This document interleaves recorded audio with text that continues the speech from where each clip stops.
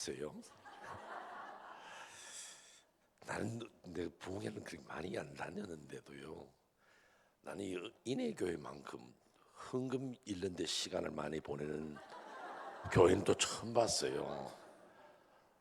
내 이름은 한 번도 안 나왔지만은 여러분도 자기 이름 안 나올 때는 지루하지요. 그러나 자기 이름 나오면 또 아주 반갑고.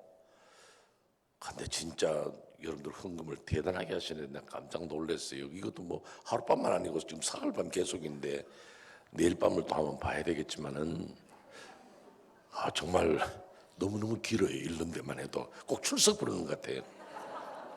대단히 감사합니다. 또 찬양대 잘했다 그래야 또 은혜 받는데 지장이 없지. 잘했습니다. 그럼 또 어제 저녁은 어땠습니까? 하고 그러면 또 이제 또 시험 들 수 있으니까 둘 다 똑같이 잘했습니다. 기도하십시다. 아버지 하나님, 성회 사흘째 밤입니다. 주께서 이만큼 이끌어 오셨고 세 번째 밤을 맞이하는데 하나님께서 전면에 서셔서 부족한 종은 뒤로 감추시고 아버지께서 나타나셔서 말씀을 쪼개 주시고 생각나게 하시고 깨닫게 하시고 결단하게 하시고 은혜 받는 귀한 시간 되게 하여 주옵소서. 주님, 성도들이 이 귀한 예물을 드렸습니다. 새벽에도 드렸고 저녁에도 드리고 정말 이 물질을 얻기 위해서 우리는 낮과 밤 빠지지 아니하고 열심히 뛰었는데 아버지 앞에 바칠 때에는 귀한 마음 최고의 정성으로 드렸사오니 물질의 액수도 중요하겠지만은 바치는 그 아름다운 마음을 주께서 먼저 읽어주시고 저들의 삶 속에 하나님의 영광이 나타나게 하여 주시옵소서. 지금 당장에 내가 원하는 것이 아니라도 하나님은 예배하신 축복을 나타내시고 오늘만 아니라 내 후손들에게까지도 주의 영광을 볼 수 있는 귀한 예물 되게 하여 주옵소서. 말씀 가운데 역사하실 하나님의 은혜를 기다리오니 부족한 종을 사로잡아 주옵소서. 예수 그리스도 이름 받들어 기도 올리옵나이다. 아멘. 제가 오늘 저녁 설교를 시작하기 전에 여러분들에게 제 설교를 말씀을 먼저 드려야 되겠습니다. 저는 이 설교를 여러분들에게 주일 오후부터 한 시간 말씀을 드렸지만은 이것은 하나의 시리즈 설교입니다. 주제를 시대를 보라 그랬습니다. 그래서 첫 시간에 제가 여러분들에게 이 시대 속에 살아가는 우리는 이 시대를 보는 눈이 있느냐, 이 시대의 귀를 열어서 소리를 들을 줄 아느냐, 하나님이 지금 우리를 어떻게 보고 계시는데 오늘 우리는 주의 심판이 언제나 우리를 기다릴지 모르는데 성령님의 호소를 깨닫고 그 아들에게 입맞추는 성도의 삶을 살아야 한다. 이걸 여러분이 먼저 말씀을 드렸습니다. 시대 속에 사는 우리. 그래서 둘째 날 새벽에 우리 자신, 오늘 우리 성도의 신앙생활, 교회를 보자 그랬습니다. 어쩌면 이 시대 속에 사는 우리에게는 하나님이 떠나고 안 계신지도 모른다. 우리는 성경책들은 가죽 가방만 들고 왔다 갔다 하지 실제로 하나님은 안 계시는데 허공을 치는 그런 우리 신앙생활 아닐까. 먼저 자신을 발견하자는 거죠. 시대를 말하기 전에 나를 먼저 보자는 겁니다. 그래서 어제 저녁에 나를 보면서 다른 사람을 탓하지 말라는 거죠. 나는 영감을 잘못 만나가 이 고생이다. 어떻게 저런 자식이 내 속에서 기어나와가지고 내일 평생 십자가가 됐냐. 탓하지 말고 먼저는 내가 죽자. 내가 먼저 포도주가 되면 변화시킨다. 내가 정말 그리스도의 정신을 가지고 남편이 회개할 때까지, 자식이 변화될 때까지, 아내가 다 돌아설 때까지 내가 죽으리라. 그 결단만 있으면 되는 거예요. 왜 우리 가정 문제가 많으냐? 왜 우리 교회가 문제가 많으냐? 탓할 거 없어요. 내가 죽으면 교회가 살고, 내가 죽으면 전도회가 살고, 내가 죽으면 가정이 사는 줄로 믿으시기를 바랍니다. 그래서 그렇게 죽은 사람은 그 손에 예수의 사랑을 깨닫고, 오늘 새벽입니다. 예수의 사랑을 깨닫고 내 손에 못자국이 생길 정도로 주님을 향한 헌신의 삶을 살게 된다는 것을 말씀을 드렸습니다. 그래야 이 시대 속에서 우리가 어떤 그리스도인이 되어야 되는지를 가르쳐 주는 것이죠. 그럼 오늘 저녁에는 이제 5번째 말씀이에요. 오늘 저녁에 제가 여러분들 드리는 것은 그리스도인의 3대 질문. 우리는 마음에 준비를 했습니다. 내가 죽어야지, 내가 변화되어야지, 나도 주님의 사랑 그 손 못자국을 잡아보고 나도 주를 위해 살겠다 결심했어요. 그럼 우리는 때로는 우리 자신을 점검할 때가 있습니다. 여러분들이 자동차를 타고 GPS에다가 나는 어느 동네로 간다, 누구를 만나러 가는데 어느 호텔에서 만나자 했다, 아파트에서 만나자 했다 다 찍잖아요. 그런데 이게 제 정상으로 가는지 안 가는지를 확인해야 돼요. 항상 점검을 해야 됩니다. 그래서 오늘 우리 성도들이 내가 정말로 신앙생활하면서 그리스도인이라면 이 질문 3가지는 여러분 항상 가지고 있어야 되겠기에 여러분에게 소개하는 것입니다. 바울사도는 질문이라 안 그랬어요. 바울사도 이 신앙 고백 속에서 우리는 그 질문을 뽑아서 여러분에게 말씀을 드리는 겁니다. 여러분이 길 가시다가도 어디 가십니까? 그러면 내 누구 때문에 어디 갑니다. 마트에 갑니다. 목격했잖아요. 근데 글쎄 뭐 길 나와봤습니다. 어디로 간지 아십니까? 글쎄 뭐 돌아다니다 보면 우리 집 나오겠죠. 뭐 얼마나 답답한 사람이에요. 우리는 분명히 내 자신을 물어보고 나는 어떤 그리스도인으로 사는가 여기에 대해서 답을 할 수 있어야겠기에 여러분에게 3가지 질문 말씀드립니다. 첫째 질문이 무엇이냐? 나는 버릴 줄 아는가? 버릴 줄 아는가? 우리 사람들은 태어날 때부터 모든 것을 입으로 가져갔어요. 먼저는 어머니의 젖꼭지를 빨았습니다. 내 입에 맞췄어. 그리고 젖꼭지를 입으로 빨면서 또 한 손은 또 엄마 젖꼭지를 또 쥐고 있습니다. 다 내가 소유해야 돼요. 그래서 우리는 조금만 자라도 어머니 젖꼭지에서 떨어진다 해도 그 다음에 뭐만 생기면 전부 다 입으로만 갑니다. 이게 뭐 돌인지 뭔지도 모르고 자꾸 입으로 쑤셔 넣습니다. 그게 안 되면 손가락에도 빨고 있습니다. 아이들은 가짜 고무 젖꼭지라도 빨고 입에다 물고 있습니다. 왜냐하면 그래야 포만감을 느껴. 배부르다. 나는 지금 뭔가 빨고 있다. 흙껍데기라도 빨고 있는 것. 거기에서 행복을 자기는 찾고 있죠. 그런데 실제로 모든 사람들은 전부 다 자기 길을 생각하고 자기 배가 부르기를 바라고 자기 입만을 생각합니다. 또 옛날 이야기하죠. 우리 옛날은 참 가난했거든요. 지금도 뭐 가난한 분이 계시겠지만 옛날에는 더 가난했어요. 그렇기 때문에 우리는 먹는 일이라면요, 뭐든지 먹습니다. 여러분 우리가 사실 밥을 떠먹고 뭐 찰밥이다 뭐다 다 잡수이 되는데 여러분 얼마나 배가 고팠으면 그랬을까 싶어요. 톱질하다가 이렇게 나오면 이거 밑에 생긴 거 뭐라 그럽니까? 톱밥이라 그럽니다. 그거 밥 아니거든요. 그런데 적어도 밥이다. 대패질하고 나오면 뭐라 그럽니까? 대패밥이라 그럽니다. 그리고 사람도 먹으려고 그래요. 우리 그러죠. 아이고 그 집에 사위 봤는데 키가 크다 하는 게 참 싱겁게 생겼더라 그럽니다. 그것도 뭐 소금을 뿌릴 거예요? 간장을 칠 거예요? 그 싱겁다 그래요 사람을. 그러고 다 그 집에 사람 보니까 키가 자그마한 게 짭짤하게 생겼더라 그래요. 싱겁다 짭짤하다 뭐 전부 다 그래요. 그게 전부 다 먹는 거로 이해를 합니다. 저희들도 어릴 때요 윤주락교 선생님이 저도 어릴 때 있었어요. 윤주락교 선생님이 노래 가르쳐주세요. 밥상 앞에서 노래하는 거 하나 가르쳐줬어요. 오늘 먹고 또 먹고 항상 감사합니다. 오늘 먹고 또 먹고 또 먹고. 그게 우리 주일학교에서 가르쳐준 기도예요. 기도. 오늘 먹고 또 먹고. 그렇게 사람들은 심지어는 짐승도 걱정하지요. 산속의 토끼야 너는 뭘 먹고 사느냐. 토끼야 산속의 토끼야 너는 뭘 먹고 사냐. 나는 뭘 먹고 산다. 너는 뭐 먹고 사냐. 먹는 이야기합니다. 그러니까 사람들이요 늘 생각이 먹는 것밖에 없어요. 그리고 권투 선수가 옛날에 어느 권투 선수가 챔피언 받고 났는데 뭐라 합니까? 엄마 나 챔피언 먹어서 그런다고요? 여러분 챔피언을 먹나요? 그래도 먹는다 그래요. 먹는 이야기만 아니라 전부 다 소유 내가 가지려고 그럽니다. 저는 서양에서 살았기 때문에 서양과 이 동양 사람, 한국 사람 특히 차이를 좀 얘기할까요? 한국 사람들은 이렇게 누구를 오라 그럴 때 이렇게 이리 오라 그러잖아요. 거기서는 가라는 이야기예요. 가라는 거, 꺼지라는 이야기예요. 이게 이러면요, 그 사람들은 오라 그럴 때는요, 이런다고요. 손가락을 안으로 당겨요. 오라 그래요. 그리고 우리처럼 이렇게 오라 그래야 이러면 우리는 굉장히 기분 나빠요. 이렇게 해야 진짜로 오라는데 그건 꺼지라는 이야기고. 또 한국 사람들 특히 또 재밌는 건요, 돈 헤아리는 거 보세요. 한국 사람은 돈을 안쪽으로 헤아립니다. 하나 둘 셋 넷, 내 돈 내 돈 내 돈 내 돈 하고 안쪽으로 헤아려요. 그런 거는 내놔야 돼요.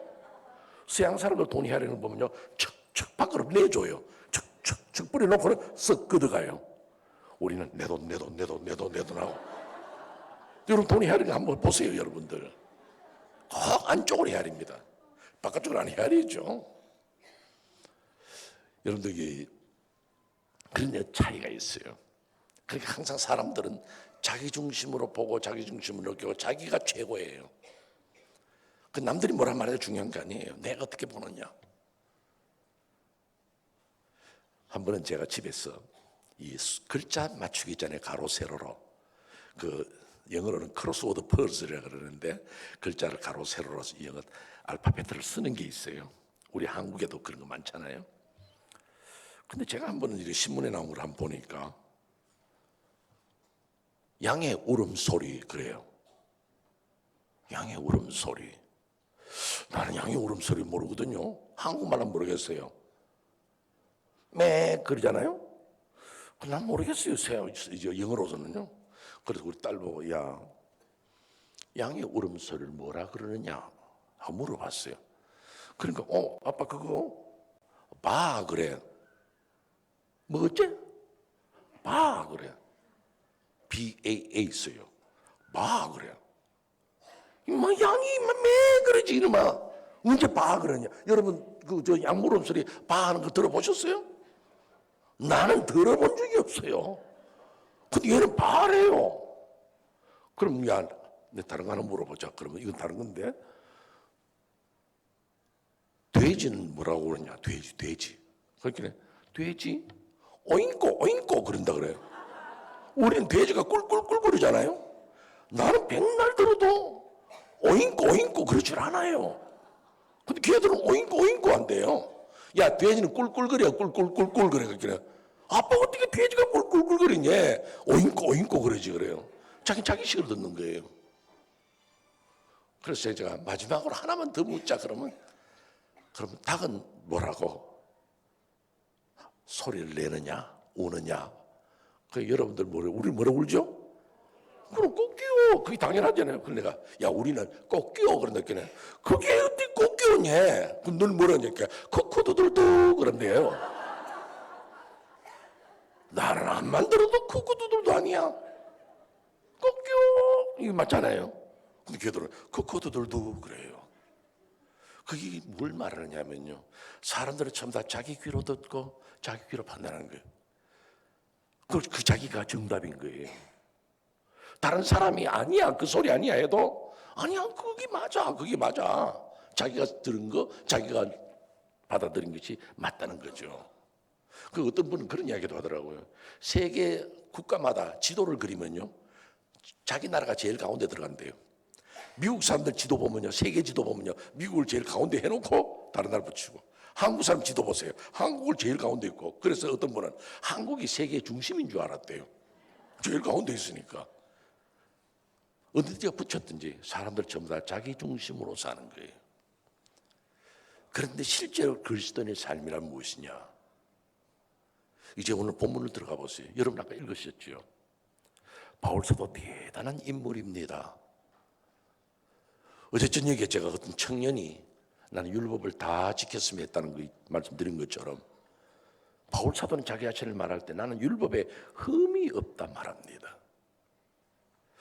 그는 벌써 8일 만에 할례 받고 유대의 전통 가문에서 자라가지고 그 다음에 자기 그 당시에 최고의 석학이란 말할 수 있는 가말리엘 선생님 밑에서 율법을 공부했어요. 대단한 인물입니다. 그렇게 자랑하고 내세울 것 많은 사람입니다. 율법이 흠이 없다 그러면 얼마만큼 자기 자신이 정결하게 살아온지 아시겠죠? 깨끗하고. 그런데 그가 예수 그리스도를 만난 다음 그 모든 것을 배설물로 여기고 버렸다는 거예요. 오늘 우리는 조그마한 지식을 얻었고 내가 학위를 하나 더, 박사다. 학위 하나 가지고 있고 내가 어떻게 예배당 큰 걸 하나 지었다. 우리 교회는 선교사를 10명을 보내고 있다. 다 자랑스럽죠. 그러나 그 자랑이 우리의 자랑이 되어서는 안 되는 거고 우리에게서는 모든 것을 버릴 줄 아는 거. 버릴 줄 알아야 돼요. 그 버림이 없으면 우리는 실제적인 삶에 있어서 우리가 얻을 수 있는 게 없습니다. 왜냐하면 소유가 너무 많기 때문에. 제가 한 젊은 목사하고 지난 주간에 이야기하다가 목회하다 보면 속 터진 일 많지. 그러니까 목사님 속 터진 일 너무 많습니다. 그래요. 너 속이 왜 터지는지 아냐 그랬습니다. 속 터진 일 좀 그냥 속 터지죠 뭐 그래. 그게 속 터지는 이유가 있어. 속이 꽉 차서 그래. 가방이 꽉 차면 터져. 가방을 비우면 터질 게 없어. 나를 완전히 비워봐. 자기란 에고가 꽉 차 있으면 언젠가는 터져. 빌립보서 2장에서 뭐를 말하는지 아세요? 예수님은 자기를 비워 종의 형체를 가져 자기를 비운 거예요. He emptied. 비워버린 거예요. 오늘 우리 그리스도인의 삶이란 것은 모든 걸 버리는 겁니다. 버리는 거. 왜요? 예수를 만난 다음 바울 사도가 그렇게 많은 지식과 학문과 가문과 명예 다 가지고 있었지만은 그가 다메섹 도상에서 예수를 만난 다음 그 모든 걸 버리는 거예요. 버리는 것은 쉽진 않습니다. 제가 첫날 저녁에도 말씀을 드린 것처럼 우리는 모든 걸 다 소유합니다. 아이들은 옛날에 구슬치기 하던 거, 딱지치기 하던 거, 전부 다 잔뜩 모아놓습니다. 저분이 어떻게 볼까 그거 생각 안 하고 모아놓습니다. 지금도 여러분 집에도 보면요, 버릴 거 많습니다.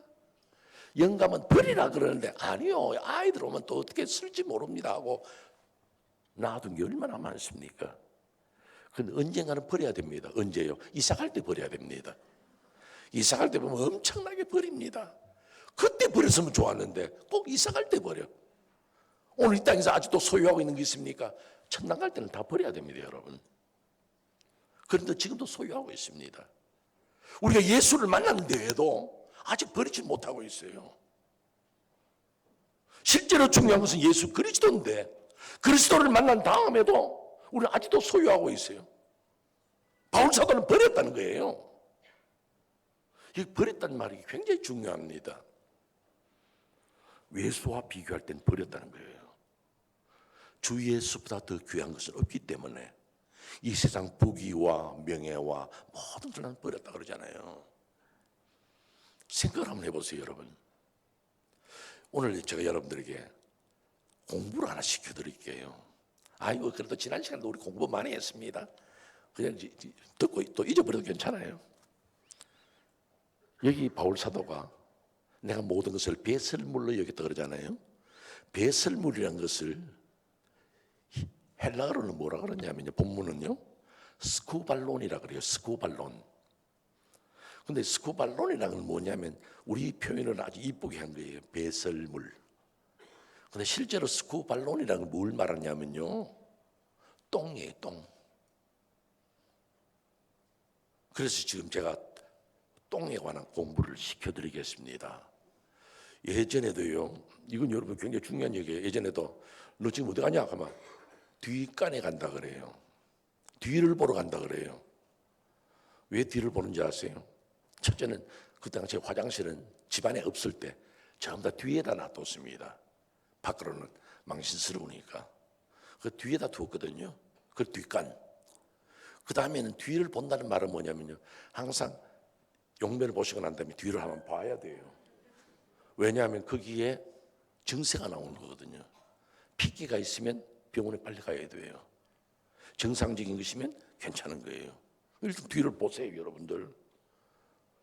그런데 바울 사도가 여기서 이 스쿠발론, 똥을 말할 땐 중요한 거 있습니다. 첫째, 여러분들 이제 똥에 대한 공부하는 거예요. 이걸 강단에서 이야기해도 되는지 모르겠어 내가. 근데 저도 이건 굉장한 공부예요. 세 가지가 있습니다. 첫째, 똥은요, 그때 만들 수 있는 최고의 것으로 만들었습니다. 여러분 오늘 저녁에 잡술 수 있는 거, 우리 집에 있는 그 음식 가운데서 제일 좋은 걸 여러분이 잡수었잖아요. 가지고 있는 거예요. 최고의 것으로 만들었습니다. 두 번째로 늘 가지고 다닙니다. 지금도 여러분 가지고 다니잖아요. 실감이 있는 공부예요. 그런데 세 번째로 언젠가는 버려야 됩니다. 아무리 내가 맛있는 것으로 만드는 것이라 할지라도, 아무리 최고의 음식으로 내가 만든 것이라 해도, 늘 가지고 다녔다 해도 어느 순간은 버려야 돼요. 그 못 버리면 변비로 죽는 거예요. 사람이 버려야 돼요.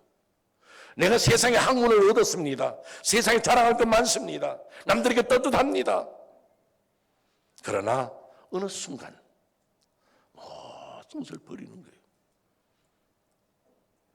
여러분들이 화장실에 가서 용변을 보시고 난 다음에 아이고 이걸 내가 어떻게 내버리지, 그런 분이 있습니까? 그냥 쫙 눌러가지고 쫙 빠지도록 해버리죠. 내가 예수 그리스도를 만난 다음에는 이 세상 부귀와 명예도 다 그대로 버려버리는 거예요. 그래야 주님과 온전한 관계가 이루어지는 거예요. 여러분, 주님 빠지고 난 다음에 여러분이 가장 귀하게 생각할 게 뭐 있겠습니까? 여러분이 아무리 세상에 가장 부귀와 명예를 가졌다 해도 예수 빠지고 나면 아무것도 아닌 거예요. 예수가 가장 귀한 거예요. 우리 미국에 작가 가운데 유명한 작가가 해밍웨이라는 분이 있습니다.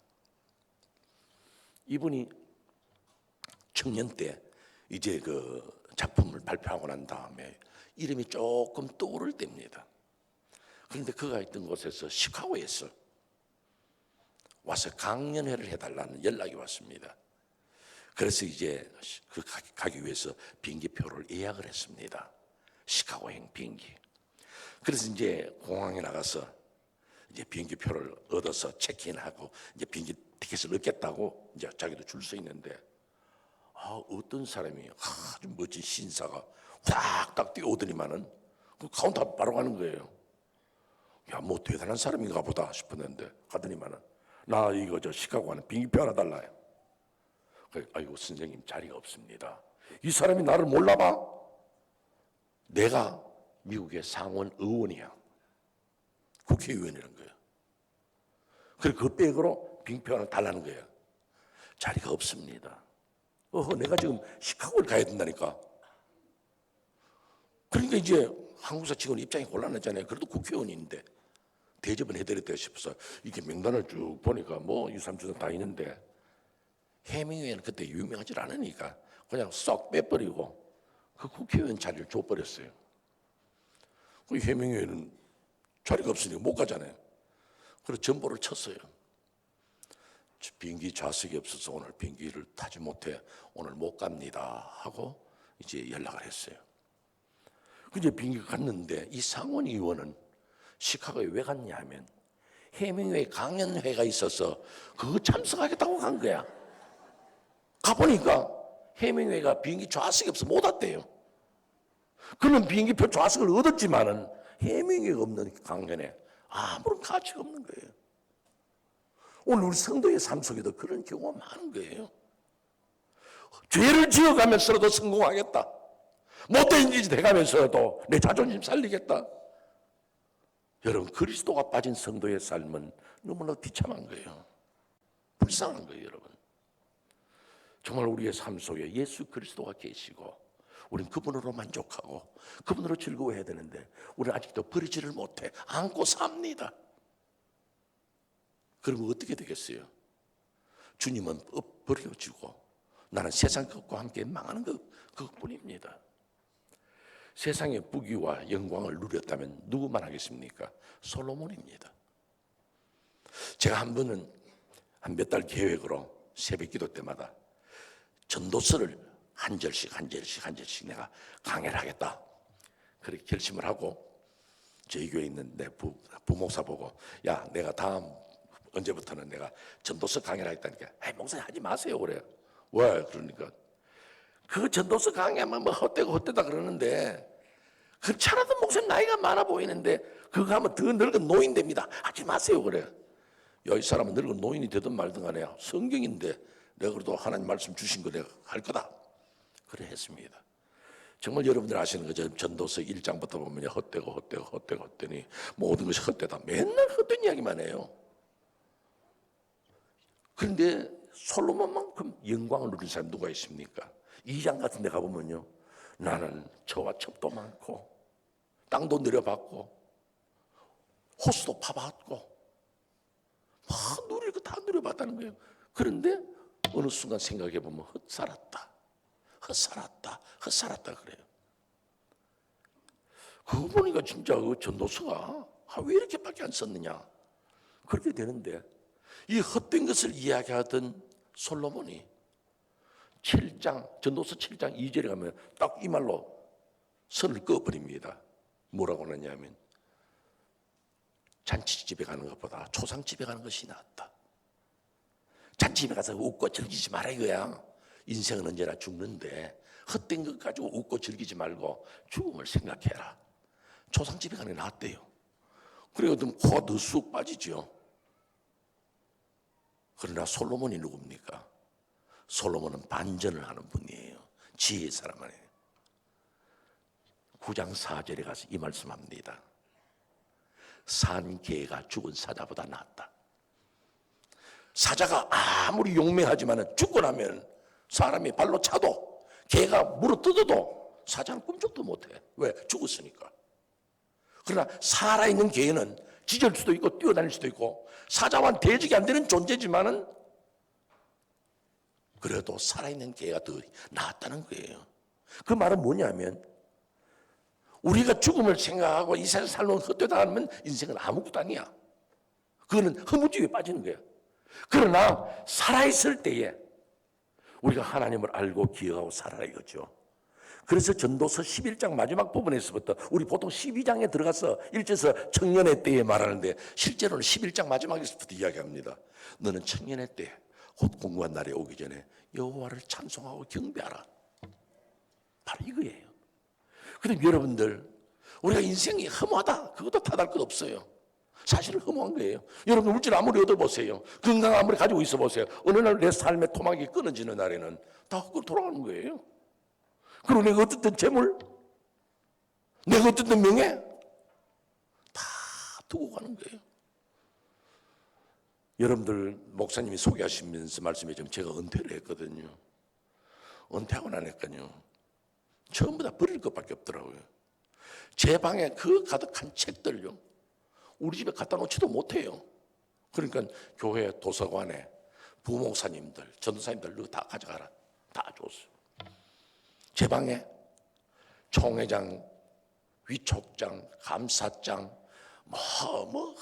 별의별 상장들, 폐 다 버렸어요. 그거 어디다가 붙여놓을 거예요? 또 붙여놓은들 누가 알아줄 거예요? 다 버렸어. 진짜로 아까운 거 하나 있습니다. 그게 뭐냐면요, 제가 40년 동안 설교했던 거, 그걸 내가 지금 개척교회를 해가지고 설교한다면 필요하고 다른 교회가 설교한다면 되는데 이제는 끝났잖아요. 그리고 그걸 40년 동안 설교를 모아놓은들 우리 아들이 목사가 되겠다고 그걸 읽겠어요. 한국말로 타이핑하고 한국말로 쓴 거를 우리 아들이 읽고 은혜 받겠어요. 눈물을 머금고 다 찢어내버렸어. 내가 그렇게 공들여 만든 설교도 찢어내버릴 정도로 버리는 것인데 정말 우리는 주 예수보다 더 귀한 것이 있겠습니까? 바울 사도는 예수 그리스도를 만난 다음 모든 것을 배설물로 여겼어. 가말리엘 문화 아무것도 아니야. 로마의 시민권 아무것도 아니야. 다 버렸어. 오늘 여러분들 여러분의 자존심 좀 버리세요. 여러분의 고집 좀 버리세요. 여러분의 욕심 좀 버리세요. 왜? 예수보다는 귀하지 않기 때문에. 내 신앙에 손해보느냐? 아니면 자존심을 세울 것이냐, 언제나 판단하고 결정하세요. 질문해 보세요. 나는 모든 것을 버리고 있는가? 아니면 아직도 안고 사는가? 분명한 답이 여러분에게 계시기를 주의 이름으로 축원합니다. 두 번째 질문. 그대는 목표가 있는가 하는 것입니다. 여러분, 사람은 삶의 목표를 가지고 삽니다. 왜 삽니까? 글쎄 살아보는 거죠 그럽니까? 난 자식 키우는 재미로 삽니다. 난 돈 버는 재미로 삽니다. 일시적으로 목표는 세울 수 있어요. 우리 가요에, 이 세상 사람들 부르는 가요에 황포도떼라는 노래가 있어요. 이미자가 부른 황포도떼. 그 가사 한번 가만 보세요. 황포도떼여 어디로 가는가? 이 세상 사람들 방향이 없어.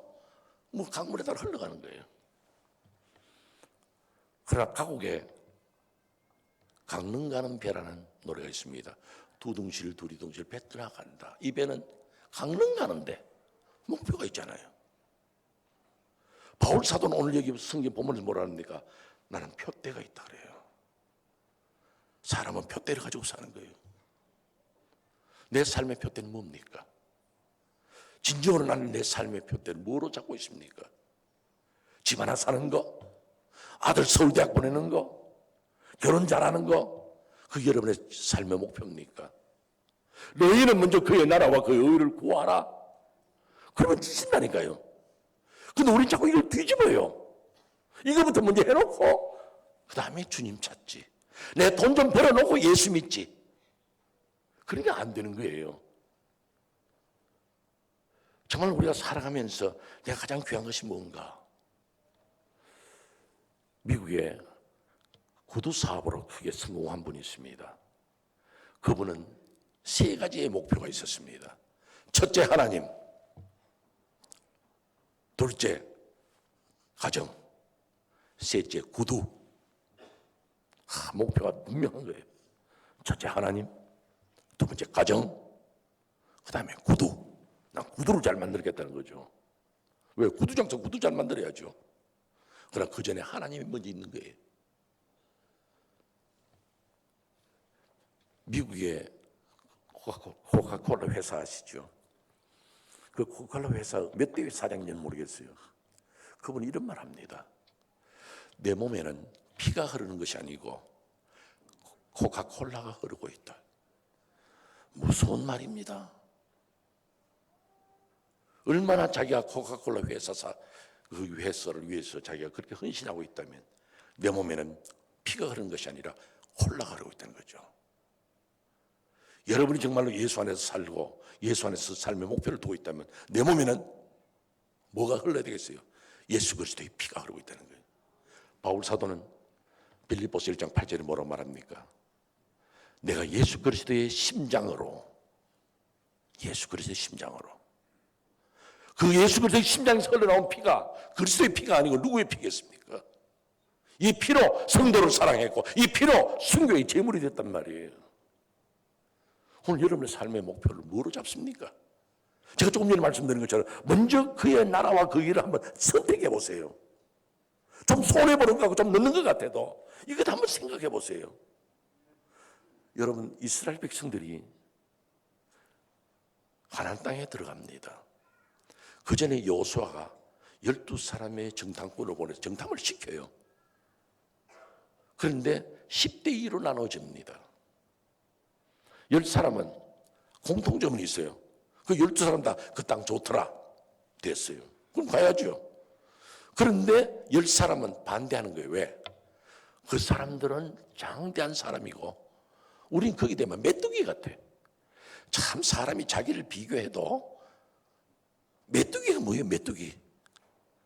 그래서 자기들이 현실적으로 그 사람과 비교해 볼 때는 메뚜기 같은 존재, 바람이 휙 불면 휙 날아갈 수 있는 그런 메뚜기 같은 존재라는 거죠. 근데 여호수아와 갈렙 그 두 사람은 뭘 말합니까? 들어가자는 거죠. 갈 수 있다는 거죠. 그런데 그 민수기 14장에 보면요, 나 이걸 가르쳐 드리려는 거예요. 민수기 14장에서 여호수아와 갈렙이 하는 말이 뭐냐면 만일 우리가 여호와를 기쁘시게 하면 들어간다는 거죠. 이게 참 귀한 말입니다. 만일 우리가 여호와를 기쁘시게만 하면, 그 여러분들의 기도의 제목이, 여러분의 삶의 목표가 우리가 여호와를 기쁘시게 하는가 이거죠. 제가 한 번은 저희 교인들에게 종이로 따로 나눠주진 않고 여러분들 설교를 들으면서 제가 묻는 대로 여러분 한번 머리에서 계산을 해보시라. 10점 만점 해놓고는 1점, 주일 예배 꼬박꼬박 참석한 사람 1점, 수요일 저녁 꼬박꼬박 나오는 사람 1점, 새벽기도 매일 나오는 사람 1점, 전도 1년에 한두 번 하면 1점, 11조 생활하면 1점. 그래가지고 10가지를 줬어요. 10점 맞은 사람도 없고 5점, 4점 뭐 그래요. 여러분 자식이 5점, 4점 맞으면 여러분들 좋겠어요? 엄마 나 이거 받았어. 여러분 아이고 우리 아들 잘했네 그러겠어요? 이 자식이 맨날 먹는 것만 챙기더니 공부는 안 하고 죄박을 거 아니에요. 우리가 하나님 앞에 5점짜리 성경 내놓고 주여 축복하소서. 아니야. 그러니까 여호수아 갈렙은 우리 하나님을 기쁘시게 하자는 거죠. 그러면서 뭐라고 말합니까? 그 사람들은 우리는 메뚜기 같다 그러는데 여호수아 갈렙 뭐랍니까? 그들은 우리의 밥이라 그래요. 다 대조되는 거예요. 믿음의 사람하고는. 불신자들은요 자기 자신을 비하시켜서 메뚜기 같은 존재라 그러지만 그들은 우리의 밥이라는 거예요. 밥은 뭐예요? 다 해놓은 거예요. 그들은 우리의 쌀이라 안 그래요. 그들은 우리의 밀가루를 안 그럽니다. 빵이라 그래요. 빵 먹으면 되는 거예요. 그냥 우리는 그냥 가나안 땅 점령만 하면 된다는 거죠. 밥인데 퍼먹으라는 거죠. 문제는 우리가 여호와를 기쁘시게 하느냐 이거죠. 여러분들이 하나님을 기쁘시게 하느냐에 따라서 하나님께서 여러분에게 축복하시든지 안 하시든지 결정을 하실 거란 말이에요. 제가 늘 첫날부터 말씀드렸잖아요. 저분을 의식해야죠. 여러분의 삶의 목표가 저분이 나를 어떻게 보고 계실까? 참 네가 그리스도인자 산다 칭찬하실까? 사랑하는 딸아 내가 너를 안다. 그렇게 하면서 하나님이 기뻐하실까? 그렇지 않으면 하는 걸 보면서도 와서 부르짖는 게 안타까워. 내가 이래가지고 내가 네 기도를 들어주겠어? 그러신다면 여러분의 지금까지 한 모든 수고가 헛가 되는 거예요. 정말 하나님의 마음을 감동시키는 여호와를 기쁘시게 하는 성도의 삶, 이것이 우리에게 필요합니다. 여러분들 진정으로 한번 내 자신도 어떻게 하면 하나님을 한번 기쁘시게 볼까? 하나님의 마음에 감동을 드려볼까? 저는 저희 성도들에게 그렇게 얘기했습니다. 난 여러분들에게도 그렇게 한번 제안해드리고 싶어요. 여러분 문제가 있으면 그냥 아버지 앞에 오세요. 어떤 분은 목사님 1시간씩 2시간씩 기도하는데 나는 앉아가지고 있다 보면 할 말이 없어서 아마 빨리 나오게 되고 그래 갈 거야. 뭐 하러 가나 싶어서 교회 기도를 가기도 싫고 그래요. 저는 하나님을 기쁘시게 하는 성도가 어떤 사람이냐, 무조건 하나님만 믿고 아버지 앞에 나오는 거예요. 할 말이 없는데요 나는요. 여러분 이거 아십니까? 하나님이 나는 이런 그 삶입니다. 나는 어떻습니다. 이야기하니까 하나님이 너 그래서 하느냐? 난 몰랐다. 그렇게 생각하시는 하나님이십니까? 여러분이 기도하기 전에 다 아시는 하나님이에요. 근데 왜 여러분들 걱정해요? 그냥 우리 성도들에게 그렇게 가르치는 거예요. 기도를 원하고 내가 뭔가를 필요하고 하나님의 은혜를 구하고 싶거든. 그냥 교회 나와. 할 말이 없는데요? 상관없어. 그냥 교회 와서 앞에 의자에다가 머리를 콩 대고 그냥 가만히 있어. 가만히 있어. 내가 뭘 조잘조잘하면서 하나님 여기 어떻고 저기 어떻고 하면 그렇게 하나님 너 그러냐? 나 몰랐는데. 그래 하나님 아니야. 여러분 이야기할까요? 시집간 딸이요. 정말 오랜만에 친정에 왔습니다. 친정에 오니까 딸을 시집 보내던 엄마는 얼마나 궁금하겠습니까? 아버지랑 묻습니다. 야, 너 시집 갔는데 시아버지 어떻더냐? 우리 시아버지 너무 좋아요. 내가 그 집에 가니까요, 아들만 있는 집에는 내가 가니까 나를 딸처럼 생각하고 얼마나 사랑해 주는지. 내 시어머니는, 우리 시어머니는 엄마보다 더 나아. 나를 얼마나 사랑하는데. 내가 겨울에 찬물에 손 넣을까봐 미리미리 뜨거운 물도 데펴주고 얼마나 좋은데. 그래, 너 시동생들 속 안 새기냐? 신우들 깐죽되지 않냐? 아니야, 너무너무 좋아. 그러니까 어머니는 알죠. 잘 됐다. 그러고는 이제 3일, 4일, 일주일 지내고 푹 쉬었다가 이제 돌아갑니다. 그러면 어머니는 또 싸줍니다. 이거 가져가면 너희 시어머니 좋아한단다. 이거 가져가라. 시아버지는 이거 갖다 드리고 뭐 갖다 드리고 잔뜩 해주죠. 그럼 딸이 떠나기 전에 어머니한테 절합니다. 아버지한테 절하죠. 아버지 나 갑니다. 아버지한테 절했어. 그다음 어머니한테 절합니다. 엄마 나 가. 그래 절하다가 갑자기 이 딸이요, 엄마의 무릎팍에 엎드려서 웁니다. 아무 말 안 했어요. 그런데 어머니는 딸의 덩어리를 만지면서 내 다 안다. 다 안다. 나 시집살이 해봤어. 내 다 안다. 너는 시아버지가 어떻더라 시어머니 말해도 시집살이가 어떤 줄 난 알아. 여러분이 주의 전에 올라와서 머리를 대고 이렇게 기도하면 우리 하나님이 내 다 안다. 네가 왜 힘들어하는지. 내가 세상에 가봤잖아. 예수 하나님 그 아들인 예수 그리스도 이 땅에 와도 시험하고 죽이려고 그러고 미움과 갈등 속에서 내가 살아왔는데 너희들 안 힘들겠어? 내가 살아봤어. 내가 다 안다. 어머님의 위로가 있는 거예요. 오늘 여러분들을 알아주시는 분은 바로 주님이에요. 그 여러분들 어떻게 하면 주님을 기쁘시게 해볼까? 어떻게 하면 주님 마음에 들까? 그것만 생각하세요. 기도가 길러서 좋은 것도 아니고 다른 것 아니에요. 내가 진정으로 주님을 사랑하고 내가 진정으로 주님밖에 없습니다. 그 고백. 제가 성지순례 갔는데 여러분 성지순례 가보면 저는 한 두 군데를 추천하죠. 하나는 예루살렘이 성지순례로 저는 예루살렘 2번 가봤어요. 근데 솔직히 말씀드려서 예루살렘은 그렇게 감동이 없었어요. 근데 제가 이제 로마를 가면 그렇게 감동이 와요. 제게는 그래요. 예루살렘이나 유대 땅을 가면 구약의 역사고 예수님 당시에 그냥 이 갈릴리 호수에 가면요, 그 예수님도 여기에 갈릴리 호수에 가서 혹시 나처럼 발을 탕탕탕 담그고 있었지 않았을까 하는 그런 상상도 해보면 재밌어요. 근데 실제로 제게는 은혜가 없었어요. 근데 로마에 갔는데 거기 가서 카타콤도 보고 뭐 또 원형 경기장 홀로세움도 보고 다 했는데요, 제가 바울 사도의 순교 현장에 갔습니다. 순교 현장 그 기념교회예요.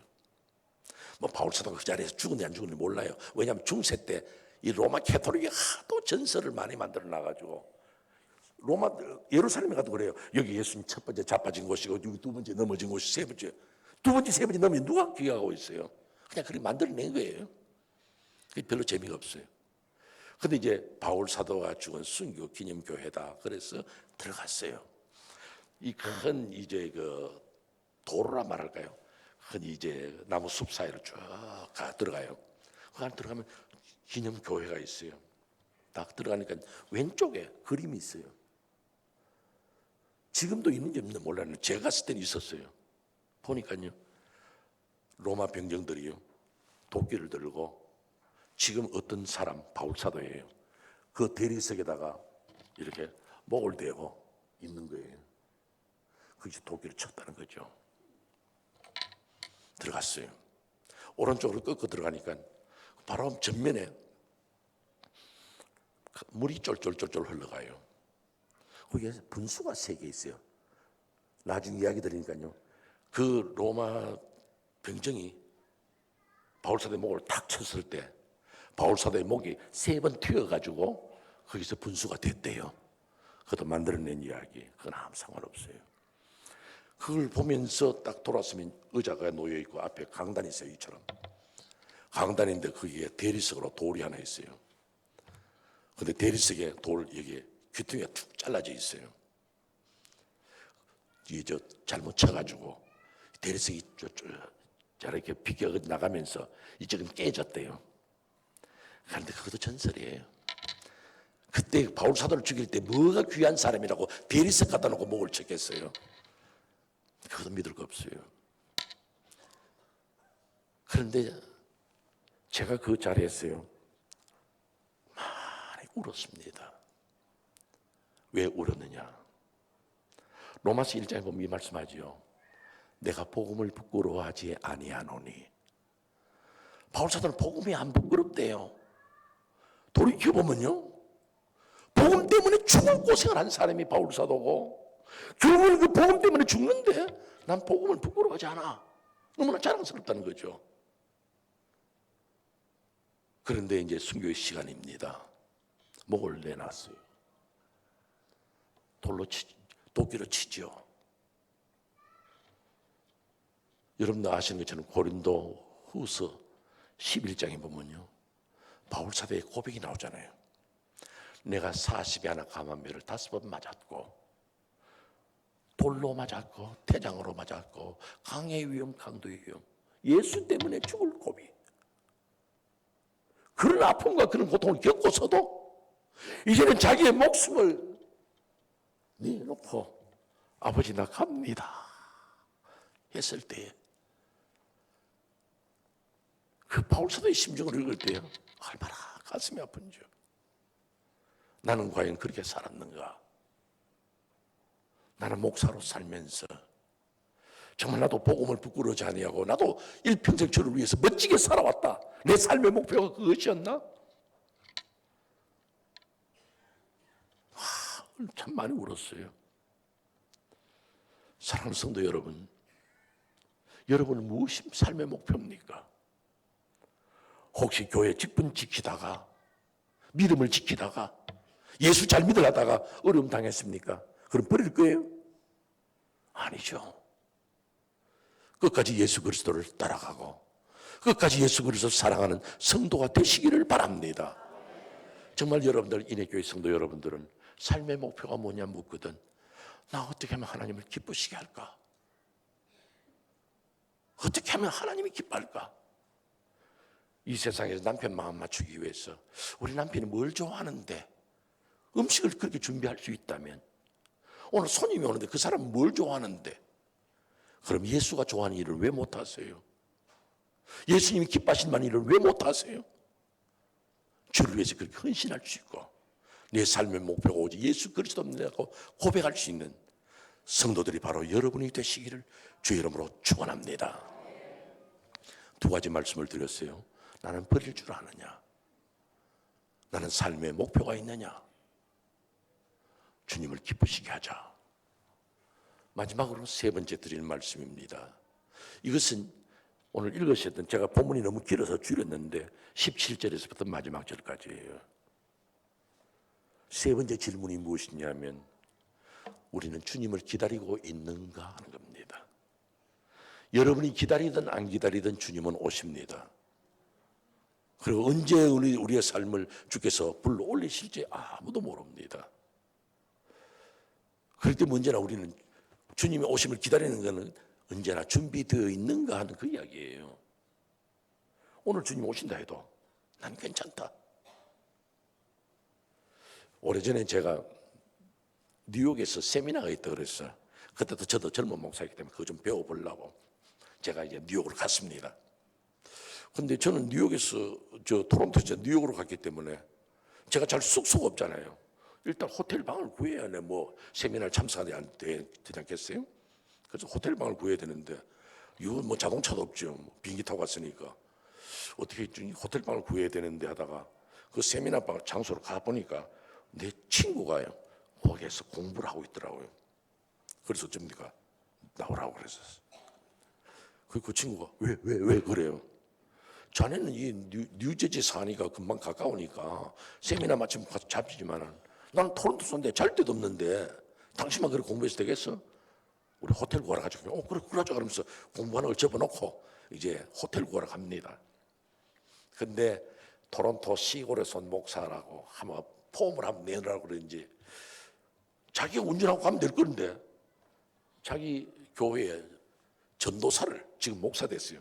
그 전사를 나오라 그래가지고 네 운전해라. 그러고는 우리 둘이 뒤에서 사장처럼 앉아가지고 이제 호텔 구하러 갑니다. 그래서 이제 한 호텔 갔어요. 하니까 호텔이 엄청나게 비싸요. 토론토의 이 시골 목사가 아이고 안 되겠다 다른 데로 가자 그래. 그래서 이제 다른 호텔로 가려고 또 차를 탔어요. 이제 전도사가 앞에 운전 잡고 뒤에 또 우리 다른 호텔 또 가자 했는데 말이에요. 갑자기 앞에 있는 차가요 밴인데 자기도 차를 가져간 방향을 바꾸고 뺀다고 뒤로 차를 물리는 거예요. 그럼 어떻게 해야 되겠어요? 근데 이 전도사는 자기 차가 아니기 때문에 크락션 어디인지를 모르는 거예요. 그래서 하는데 꽝 하더니만은 눈이 두 개 다 빠져버리고 앞에 후드가 휙 올라가고 내가 얼마나 미안한지요. 그럼 호텔값 좀 아끼려고 하다가 남의 차 박살을 내버렸으니 완전히 부서졌어요. 그 큰 밴이요 막 뒤로 확 밀어버렸으니까요. 그런데 내 옆에 앉았던 그 친구 목사가 짜증을 내는 거죠. 전도사를 보고 야 이 사람아 크락션을 울려야지 어가 무슨 힘이 있다고 그래요. 크락션을 빵빵 해야지 한다고 했어요. 해결될 문제가 아니라는 거야. 야 어가 무슨 힘이 있다고 하는데 내가 얼마나 우습던지요. 남의 차는 박살냈지만 우스운 건 우스운 거예요. 얼마나 우스운지 몰라 속으로. 여러분 실제로 그래요. 여러분 살다가요 하다 보면 하나님 앞에 서 있습니다. 여러분 내가 뭐 계산하고 죽는 거 아니에요. 하나님 어느 순간 딱 부르면 그냥 가는 거예요. 그럼 여러분들 준비되어 있냐 이거죠. 주께서 오늘 밤에 여러분을 딱 부르시면 여러분 갈 준비되어 있어요? 죄송합니다만 지금 여기 예배당문이 쫙 천장이 쫙 갈라지고 천사들이 나팔을 어떻게 부르는지 모르다 빰빠람빰 하든지 불든지 딱 오신다면 여러분들 아멘 할렐루야 하시겠습니까? 이거 문제가 많아요. 제가 우리 교회에서 여러분 하겠습니까? 하니까 목사님 한 3분 5분 있다 오시면 어떻겠습니까? 그래. 그걸 내가 내 마음대로 하나요? 왜 그러냐 그러니까 목사님 요 최근에 지은 죄가 좀 있어서 요거 회개하고 가야 안 되겠습니까? 그래. 그 바로 뭐냐면요 구원의 확신이 없어 그래. 여러분 예수 믿습니까? 그러면 여러분 천국 가는 겁니다. 여러분 물론 그게는 예수를 믿는 그 말 속에는 예수 그리스도의 죽음과 부활 나의 죄를 죽으신 예수님의 죽음과 부활을 믿는 그 자세인데 교회 출석하고 왔다 갔다 한다고 되는 건 아니에요. 그런데 이 구원의 확신이 없기 때문에 지금 당장 갑니다 그러면요 글쎄 내가 그건 설 수 있겠나 하는 그런 두려움이 생기는 거예요. 구원의 확신이라는 것은요 여러분들이 오늘 가도 나는 설 수 있다 자신 있다 천국 간다 이 믿음을 가져야 되는 거예요. 이것이 여러분들 예수 믿을 때부터 그것이 생겨야 되는 겁니다. 제가 부산에서 목회를 조금 전도사 때 강도사 때 부산에서 조금 목회를 했는데요. 제가 모시고 있던 그 목사님은 1년에 한 번 정도는 꼭 이 이야기를 해요. 그러니까 그 교회 성도들은 이 이야기는 환하게 합니다. 어떤 이야기냐면요. 그 목사님 이야기는 아니에요. 그 목사님 들려주는 이야기예요. 어느 목사님이 집에 사무실에 계시는데 전화가 왔어요. 그 전화를 받으니까 아무개 장로님이 세상을 떠난대요. 교회가 성믿은 장로님 떠난다니 어떻게 되겠어요? 그렇잖아 편찮은 줄 알았는데 그래서 흘레벌떡 뛰어갔더니만은 장로님이 이제 숨을 거두시기 전인데 홀골 하면서 이제 누워 계시는 거예요. 그래서 목사님이 장로님 그랬더니 눈을 야갔더니 목사님 오셨습니까? 그래요. 예, 저 아무개 목사입니다. 이제 장로님 곧 하나님 앞에 서실 것인데 지금 이제 하나님 앞에 가면 당당하게 하나님 앞에 서고 천국 들어갈 준비되어 있습니까? 그러니까 글쎄요, 하나님이 넣어주시면 고맙고요. 목사님이 기절을 하겠다는 거죠. 지금까지 당신이 이 교회 강단에 서가지고 기도하고 목사님과 함께 당회하고 그랬는데 죽을 임시에 돼가지고는 천당 갈 자신 없는 거예요. 글쎄요, 주님이 넣어주시면 고맙고 얼마나 기가 막히는지. 그래서 장로님, 제가 성경을 한 구절 읽겠습니다. 예, 읽으세요. 그래서 이제 요한복음 5장 24절 읽었습니다. 또 나를 믿고 나를 보내시를 믿는 자는 영생을 얻을 똥 말똥 모르겠고 사망에서 생명으로 옮길지 안 옮길지 모르겠다. 그래도 장로님 쭉 가면서도 귀는 밝아가지고 목사님 성경을 왜 그렇게 읽습니까? 그래요. 장로님이 지금 그 소리 하고 있지 않냐고.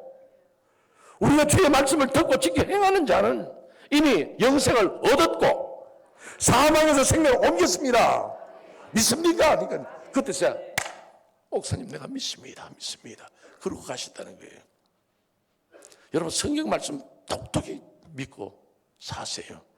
우리는 하는 그 순간에 가도 상관없어. 주님 앞에 서는 거예요. 천국 가는 겁니다. 그렇기 때문에 여러분들 언제나 주님 오실 날을 기다리고 사는 성도. 주님 언제 오실랍니까? 나는 손을 들고 주님을 기다립니다. 그런 사모하는 마음. 그렇기 때문에 이 세상 보기와 영화는 내게 그렇게 중요하지 않은 거예요. 왜? 배설물로 다 버렸고 언제 떠나도 상관없고 내 삶의 목표는 어떻게 하면 주님 기쁘시게 할까? 정말 주님이 여러분을 너무너무 이뻐할 수 있는 사람. 어려운 고통을 주었습니다. 힘든 삶을 주었습니다. 그래도 아버지께서 내게 주시는 자 내가 받아야 되지 않겠냐? 여러분들은 보통 믿음 생활하고 하나님을 믿는다고 말하면서도 여러분에게 주어진 어려움에 대해서는 항상 원망해요. 왜 다른 교회는 다 잘 사는데 편한데 왜 주님 내게만 이러십니까? 여러분 내 몫에 태인 십자가 늘 지고 가는 거 아버지께 주신 거 다른 사람들은 다 가나안 땅 못 들어갑니다 해도 다른 사람 다 감당하지 못한다 해도 우리는 가면 돼. 왜? 하나님을 기쁘시게 하는 성도니까. 여러분 정말로 오늘 지금 제가 여러분들 결론적인 말씀을 드리는데 어떻게 하면 하나님 기쁘시게 할까? 어려운 일을 당했는데 힘든 일을 당했는데도 나는 하나님께서 내게 주신 것이니까 나는 기쁨으로 감당하리라. 이런 자세 해보시겠습니까? 이번 부흥회 때 여러분 이 훈련을 좀 받으세요. 제가 미국의 한 젊은 청년을 이야기하죠. 오래전입니다. 미국에 한 젊은 청년 내외가 있었는데요. 청년이에요. 죄송합니다. 제가 제가 부흥회 때 설교할 때 물을 안 마시는데 감기 때문에 죄송합니다. 이 변명도 할 필요 없는 거예요, 사실은. 이 젊은 청년 내외가요. 너무너무 신실한 청년이에요. 인해교회에 이런 청년이 있었는지 몰라. 여러분이 이렇게 살는지 몰라. 이 청년 내외가요. 참 하나님의 교회 봉사를 주일학교에서도 봉사하고 찬양대에서도 봉사하고 교회 와서 마당을 쓸고 교회당 안팎을 닦고 쓸고 닦는 이 두 내외가 다 하는 거예요. 11조 생활 잘하죠. 헌금 잘하죠. 뭐 교회에서는 입을 댈 필요가 없는 청년 내외였어요. 얼마나 불륜. 교회에서 칭찬받고 직장에 나갔어도 사람들에게 인정을 받았어. 정말 예수를 믿으려면 저런 청년처럼 믿어야 된다. 하나님께서 그에게 은혜를 베푸셨어. 그에게 아내에게 아기를 주셨어요. 아들인지 딸인지 모릅니다. 두뇌가 얼마나 좋든지 이야기를 했습니다. 여보, 우리가 아기를 낳았을 때 만약 아들이면 아들 이름을 사무엘이라 짓자. 그럼 딸 낳으면 에스더라 짓자. 사무엘, 에스더 얼마나 좋은 이름이냐. 그리고 이 두뇌가 얼마나 좋대. 교회에서도 자랑합니다. 우리는 아들 낳으면 사무엘이고 딸 낳으면 에스더고 회사에 가서도 그 예수 안 믿는 회사 가서도 그런 이야기하니까 사람들이 전부 다 축하해 주었습니다. 시간이 흘렀죠. 진통이 오면서 아내가 병원에 들어갑니다. 신랑은 같이 병원에 가서 밖에서 기다립니다. 아내가 진통 가운데 아기를 낳았어요. 보통 거기서 보면 아기를 낳고 나면 간호사가 데리고 가서 씻겨서 데리고 나오거든요. 그런데 아기를 낳았는데 아기를 데리고 나오질 않아요. 그래서 산모가 아기 주세요.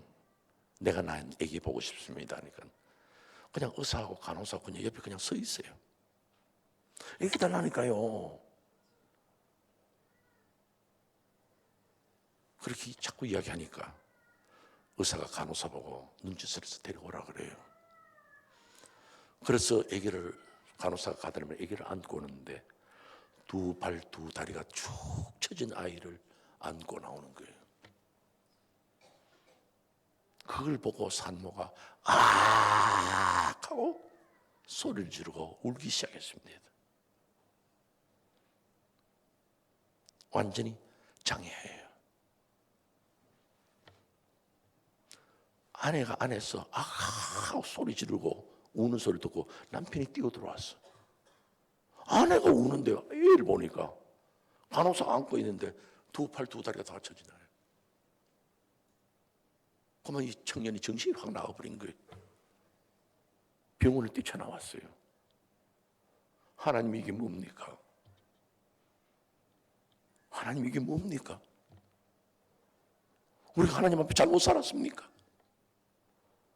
나는 하나님 앞에 하노라 했고 내 양심을 부끄러움게 한 것이 하나도 없습니다. 주일날 교회 봉사했죠. 섬겼죠. 충성했죠. 11조 생활했죠. 감사금 했죠. 주일헌금 했죠. 근데 하나님 이게 뭡니까? 하나님 내게 주신 게 이거밖에 없습니까? 내가 하나님 앞에 뭘 잘못했는데요? 내가 뭘 잘못했는데? 이 청년 정신없는 거예요. 동네를 여기 갔다가 저기 갔다가 요즘 같았으면 정말로 울트라사운드를 해보든지 엑스레이를 찍어서 무슨 판결이 났으면 안 낳기로 됐을 건데 그땐 그게 없었어.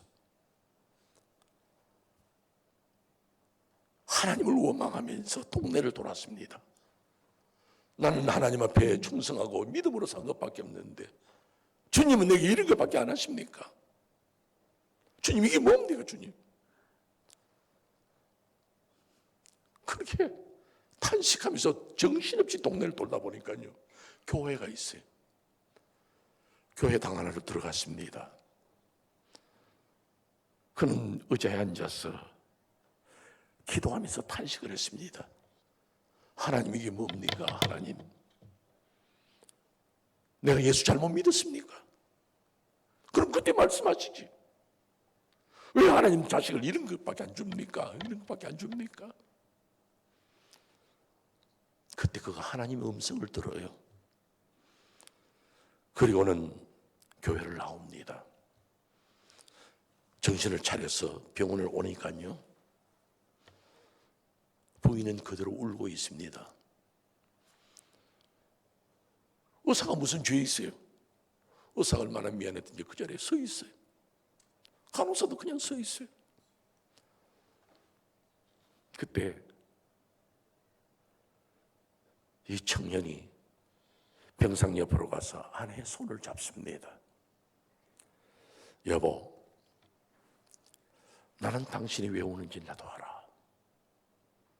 나도 그것이 답답해서 밖으로 뛰쳐나가서 동네를 돌았지. 그러다가 교회 가서 하나님 앞에 탄식하며 부르짖고 기도하는데 하나님이 내게 이렇게 말씀하시더라.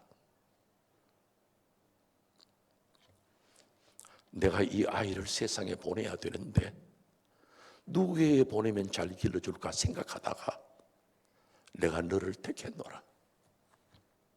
그 말을 하는데요 남편도 울고 아내도 울고 옆에 서 있던 의사도 울고 간호사 다 울었어. 하나님이 주신 잔 받아 마시는 거예요. 하나님이 내게 주신 십자가 메고 가는 거예요. 이 아이를 누구에게 맡길까? 너를 택했다는 거죠. 힘든 남편을 누구에게 맡길까? 여러분에게 주신 거예요.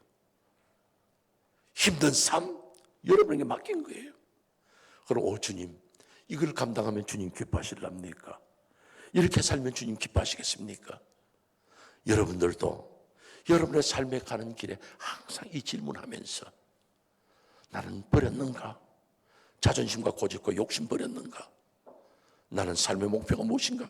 주님 기쁘시게 하는 거. 나는 오실 주님 앞에 언제나 당당하게 서겠다. 왜? 나는 이 달려갈 길 다 달려갔으니까. 믿음을 지켰으니까. 그렇게 하면서 최후의 승리를 얻는 우리 인해교회 성도들이 되시기를 주의 이름으로 축원합니다. 기도하겠습니다. 이제 다 같이 머리 숙이셔서